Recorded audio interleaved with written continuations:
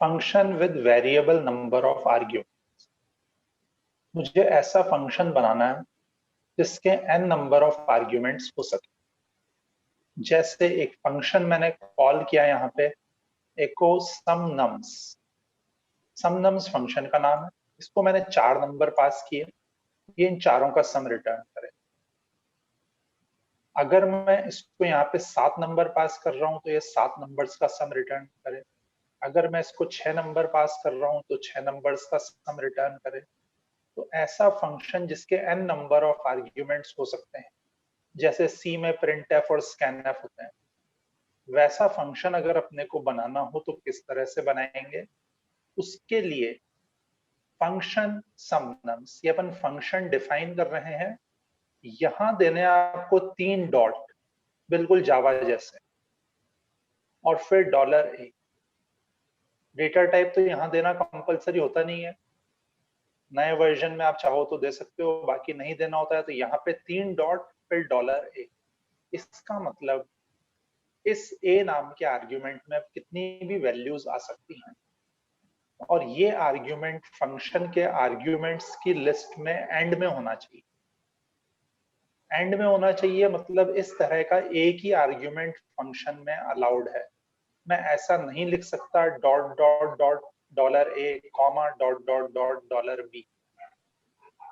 इस तरह का आर्ग्यूमेंट एक फंक्शन में एक ही हो सकता है, जिसमें n नंबर ऑफ वैल्यूज आ सकती हैं, किसी भी डेटा टाइप की वैल्यूज आ सकती हैं, और वो आर्ग्यूमेंट्स की लिस्ट में एंड में होना चाहिए।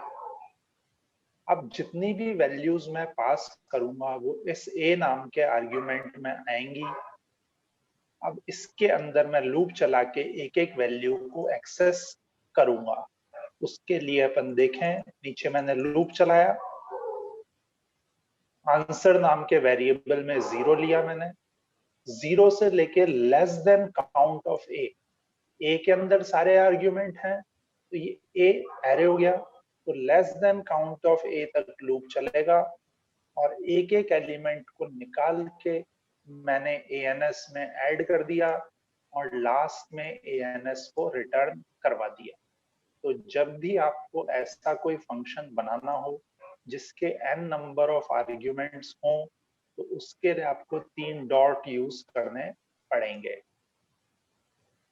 अगर मैं चाहूं तो इस आर्ग्यूमेंट से पहले आर्ग्यूमेंट दे सकता हूं। जैसे अगर मैं दूं $b comma dot dot dot $a।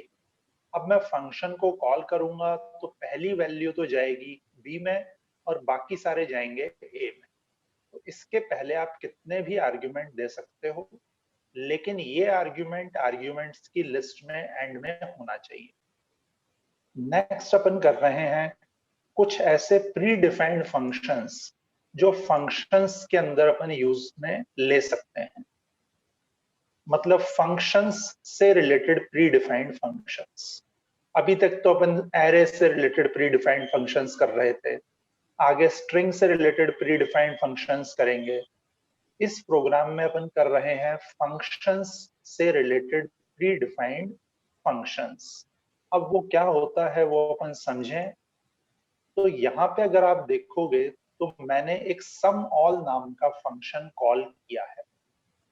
Some all नाम के फंक्शन को मैंने वैल्यूज पास करी हैं 10, 20, 30 और 40। ये 4 वैल्यूज मैंने पास करी हैं, लेकिन जो सम ऑल बनाया है मैंने, उसका तो एक भी आर्ग्यूमेंट नहीं है। तो अपन फंक्शन बिना आर्ग्यूमेंट के भी बना सकते हैं। फिर उसमें जो आर्ग्यूमेंट पास किए गए हैं वो अपन गेट कैसे करेंगे वो देखें। मुझे इन सब का सम करना है, तो एएनएस में मैंने 0 असाइन किया, और i इक्वल टू 0। अब मुझे लूप कितनी बार चलाना है, जितने फंक्शन के आर्ग्यूमेंट्स हैं। तो फंक अंडरस्कोर नम अंडरस्कोर आर्ग्स, ये एक प्री डिफाइंड फंक्शन है जो रिटर्न करता है कि फंक्शन को कॉल करते हुए कितने आर्ग्यूमेंट पास करे हैं। तो मैंने 4 आर्ग्यूमेंट पास करे हैं, तो ये फंक्शन प्री डिफाइंड है, ये रिटर्न करेगा 4। ये क्या रिटर्न करेगा? 4। फिर मैंने यहाँ पे लूप जो चलाया है उसमें एक एक आर्ग्यूमेंट को गेट करना है। तो get underscore arg, func underscore get underscore arg $i। पहली बार लूप चलेगा, 0 नंबर का आर्ग्यूमेंट गेट करेगा और उसको ANS में प्लस कर देगा। अगली बार लूप चलेगा, 1 नंबर के आर्ग्यूमेंट को गेट करेगा और ANS में प्लस कर देगा। तो इस तरह से जितने आर्ग्यूमेंट्स हैं उतनी बार लूप चलेगा, एक एक आर्ग्यूमेंट निकालेगा, उसको ANS में ऐड करता जाएगा। तो इसका मतलब फंक्शन में बिना आर्ग्यूमेंट वाला भी बना सकता हूँ, फिर उसके आर्ग्यूमेंट मुझे गेट करने हो तो ये तरीका है। नम आर्ग्स मतलब number of arguments, gate args मतलब एक एक आर्ग्यूमेंट की वैल्यू गेट करना।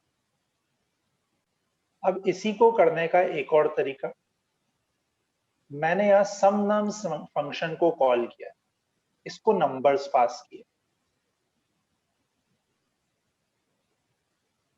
ये मैंने सम नम्स फंक्शन डिफाइन किया हुआ है नीचे, इसमें मैंने ANS में 0 लिया। अब मैंने यहाँ पे क्या किया है, गेट आर्ग्स फंक्शन के सारे आर्ग्यूमेंट्स को गेट कर लिया एक साथ। तो ये सारे आर्ग्यूमेंट किसमें आ जाएंगे, v नाम के वेरिएबल। तो v एक तरह से एरे हो गया।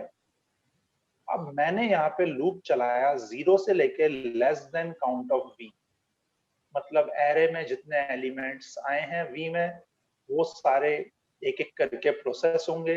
एरे में से एक एक एलिमेंट निकाला मैंने v ऑफ i और उसको ANS में प्लस कर दिया।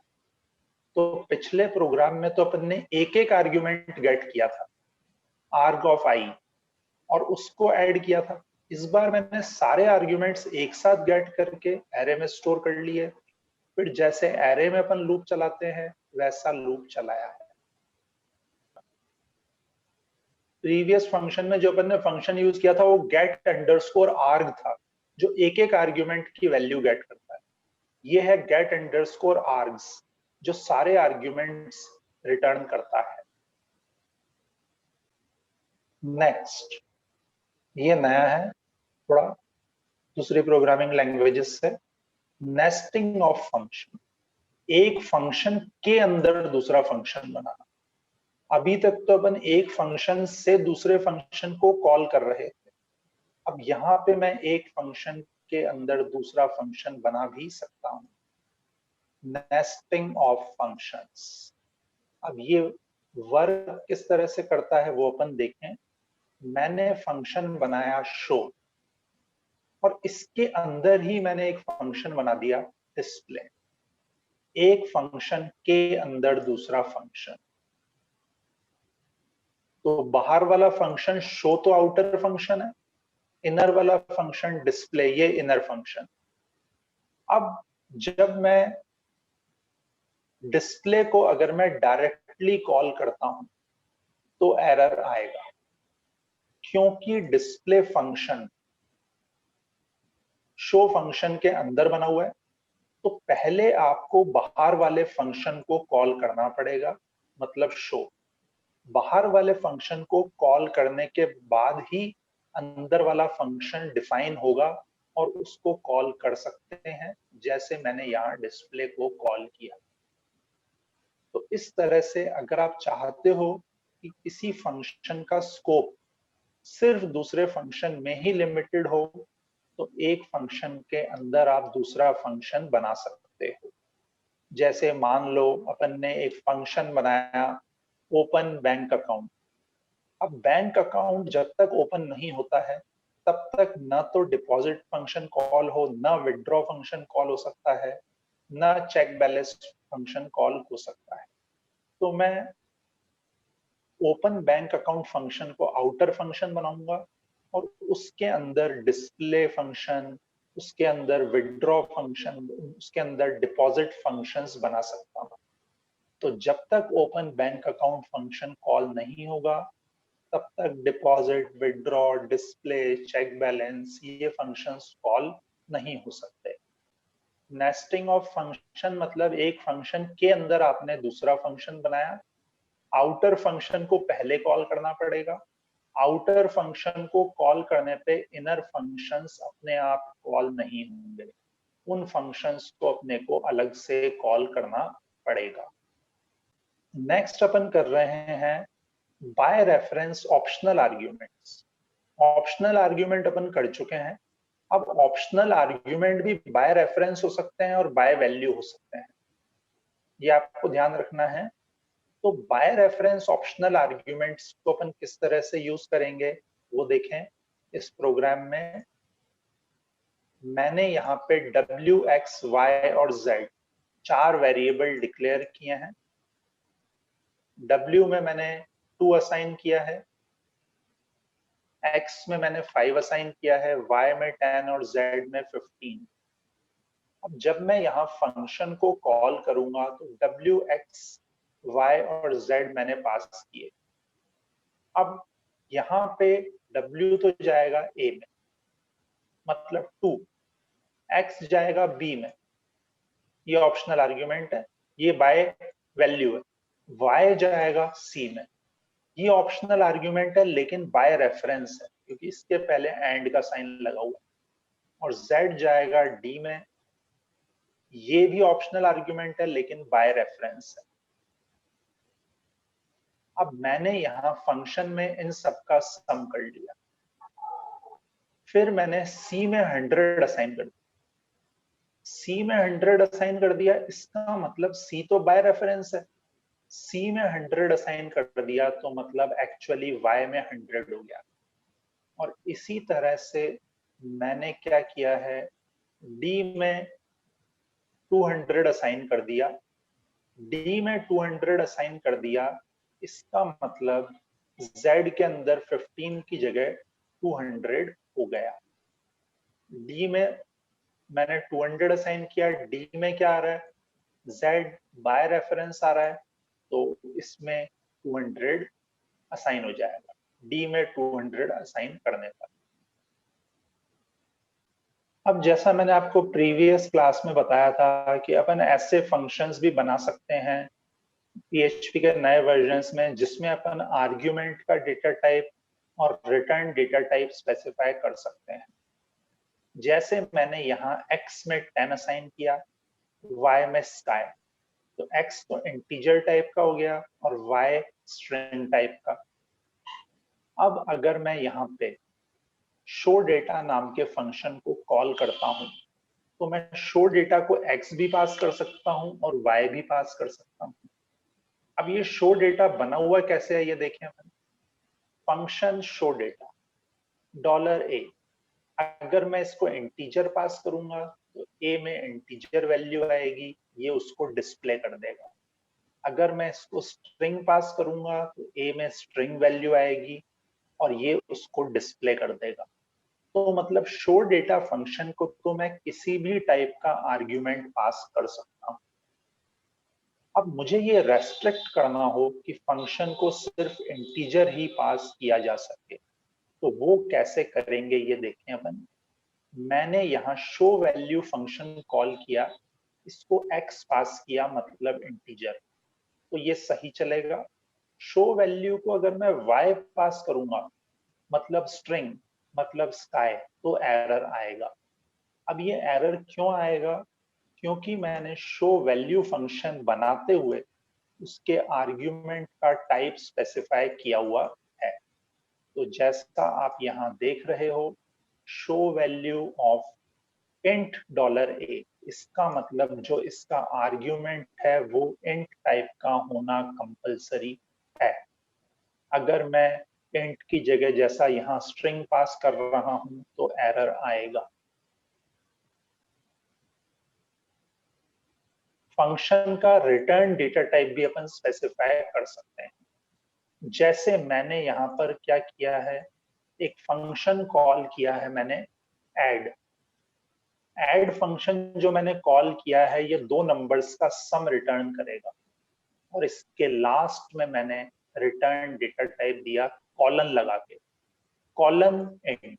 इसका मतलब ये फंक्शन इंट वैल्यू रिटर्न करेगा। अगर मैं रिटर्न डेटा टाइप नहीं देता हूं तो फंक्शन से अपन किसी भी टाइप की वैल्यू रिटर्न करवा सकते हैं, और रिटर्न डेटा टाइप दिया, जो अपन ने टाइप दिया है उसी की वैल्यू रिटर्न करवा सकते हैं। जैसे कि मैंने यहाँ पे फंक्शन का रिटर्न टाइप इंट दिया है कॉलन लगा के, तो इसका मतलब ये फंक्शन इंट वैल्यू रिटर्न करेगा। नेक्स्ट अपन कर रहे हैं एनोनिमस फंक्शन। एनोनिमस फंक्शन का दूसरा नाम होता है क्लोजर।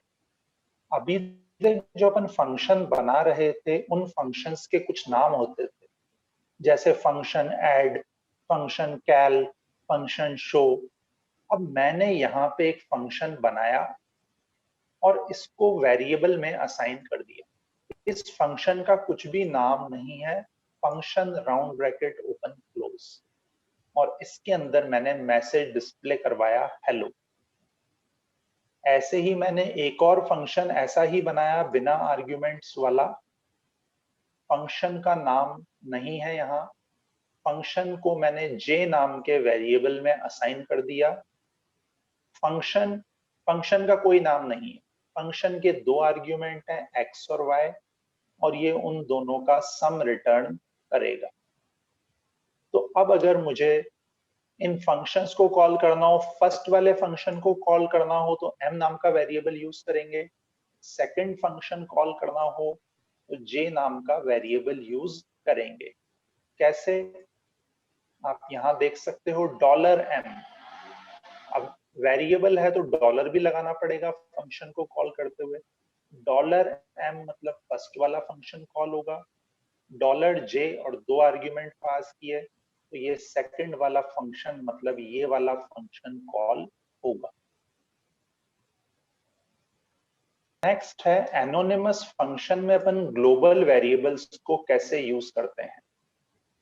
तो मैंने यहाँ पे x बनाया, वेरिएबल डिक्लेयर किया 250, ये एनोनिमस फंक्शन बनाया। इसके अंदर मुझे x को यूज करना है, एको $x, तो मुझे पहले ये बताना पड़ेगा ग्लोबल $x से कि मैं x नाम के ग्लोबल वेरिएबल को यूज करना चाह रहा हूं। ये अपन पहले भी कर चुके हैं फंक्शंस में। अब इसमें नई चीज क्या है कि आपको ग्लोबल यूज करने की जरूरत नहीं है। कैसे, वो अपन इससे समझें। $d equal to 100, $r equal to 50, ये मैंने एनोनिमस फंक्शन बनाया है। k इक्वल टू फंक्शन, और यही मैंने दे दिया यूज $d, $r। तो इसका मतलब यूज का यूज करके अपन ये स्पेसिफाई कर सकते हैं कि ये फंक्शन कौन कौन से ग्लोबल वेरिएबल्स को यूज कर सके। अब मुझे अंदर ग्लोबल देने की जरूरत नहीं है। इस फंक्शन के अंदर अपन d को भी यूज कर सकते हैं, r को भी यूज कर सकते हैं। d को यूज करेंगे तो 100 प्रिंट होगा, r को प्रिंट करवाएंगे तो 50। और ये फंक्शन कौन सा है, k। इसको कॉल कैसे करेंगे अपन, $k से, क्योंकि मैंने इसको k नाम के वेरिएबल में असाइन किया है। तो एनोनिमस फंक्शन के अंदर आप ग्लोबल वेरिएबल्स को यूज करने के लिए यूज, और उसके बाद जितने भी ग्लोबल वेरिएबल हैं कॉमा से सेपरेट करके उनके नाम दे सकते हो। तो आपको अंदर फंक्शन में ग्लोबल स्टेटमेंट देने की जरूरत नहीं है। नेक्स्ट है कंडीशनल फंक्शन। मतलब फंक्शन डिफाइन तभी होगा जब कंडीशन ट्रू होगी। जैसे मैंने यहाँ दिया $x इक्वल टू 15, अभी तो मैंने डायरेक्ट वैल्यू दे दी। अपन चाहें तो जो यूजर ने इनपुट दिया है उसके बेस पे भी वर्क हो सकता है। मैंने यहाँ कंडीशन लगाई अगर x ग्रेटर देन 10 है तभी ये फंक्शन डिफाइन होगा, फंक्शन शो डेटा। और इसके अंदर मैं x की वैल्यू को प्रिंट करवा रहा हूं। अब अगर मैं यहां लिखता हूं शो डेटा, फंक्शन को कॉल किया मैंने, अभी ये x ग्रेटर देन 10 वाली कंडीशन तो ट्रू है क्योंकि x में के अंदर वैल्यू क्या है 15, तो इसलिए अभी तो ये फंक्शन बिल्कुल सही तरीके से वर्क करेगा। लेकिन मान लो अगर x में 5 होता तो 5 ग्रेटर देन 10 कंडीशन फॉल्स होगी। अगर x में 5 होगा तो 5 ग्रेटर देन 10 कंडीशन फॉल्स होगी, तो ये कंडीशन में जाएगा ही नहीं, तो ये फंक्शन भी डिफाइन नहीं होगा। फंक्शन डिफाइन नहीं होगा तो मैं इसको यहां कॉल करूंगा तो एरर आएगा। तो इसका मतलब अगर अपन चाहें तो इफ कंडीशन के अंदर भी फंक्शन बना सकते हैं, डिफाइन कर सकते हैं। अब अगर वो कंडीशन ट्रू होगी तभी फंक्शन डिफाइन होगा, फॉल्स होगी तो फंक्शन डिफाइन नहीं होगा।